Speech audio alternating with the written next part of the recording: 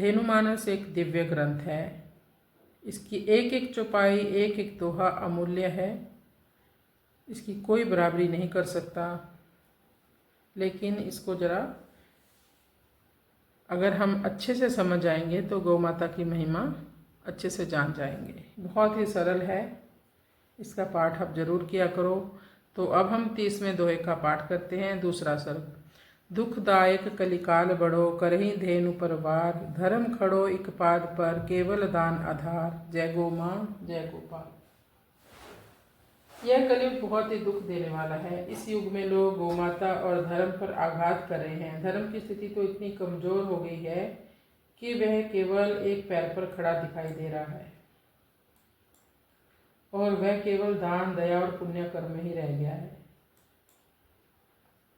जैसे सतयुग में धर्म चारों चरणों पर था, सत्य, दया, तप और दान इन पर खड़ा था। लेकिन जैसे जैसे युग बदलते गए धर्म के चरण कम होते गए, लोगों में दया कम हो गई, दान का भाव भी बिल्कुल नहीं रहा।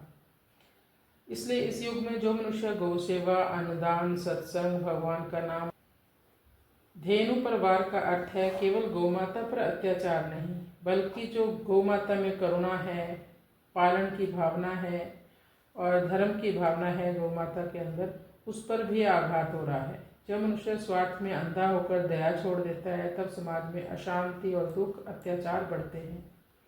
कलयुग की सबसे बड़ी पीड़ा यही है कि मनुष्य दया को भूलता जा रहा है।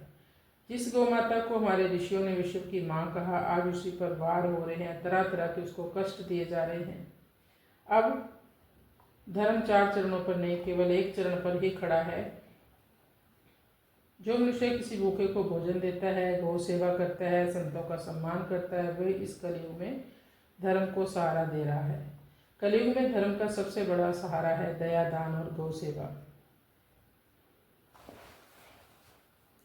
संत विटप धरि हरिशिल रूपा, भयो धेनु मुख श्राप कुरूपा, श्रृंगी श्रृंग रूप विज्ञानी, परे नाम श्रृंगी सब जानी।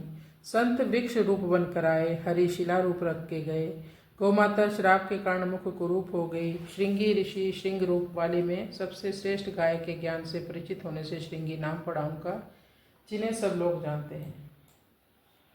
जब संतों ने वृक्ष का रूप धारण कर लिया, विटप रूप धारण कर लिया और भगवान हरिशिला रूप में प्रकट हुए, तब किसी श्राप के कारण गौमुख वाला स्वरूप कुरूप दिखाई देने लगा।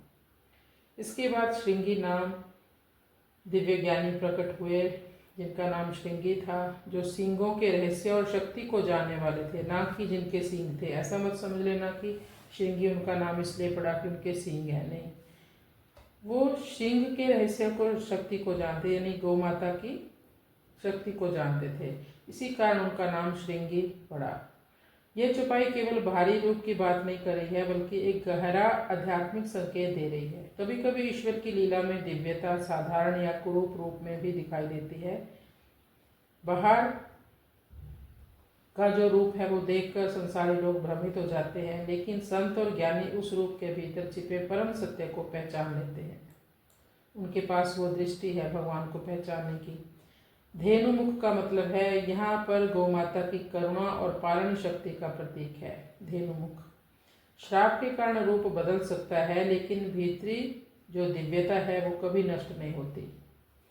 श्रृंगी का अर्थ केवल सींग वाला नहीं, बल्कि भय ज्ञानी, जो प्रकृति, धर्म और दिव्य शक्ति के रहस्य को समझता है। इसलिए संत जन भारी रूप नहीं देखते, बल्कि भीतर के तत्व को देखने की शिक्षा देते हैं। भगवान की लीला कभी साधारण रूप में भी छिपी होती है, उसे पहचानने के लिए संत दृष्टि चाहिए।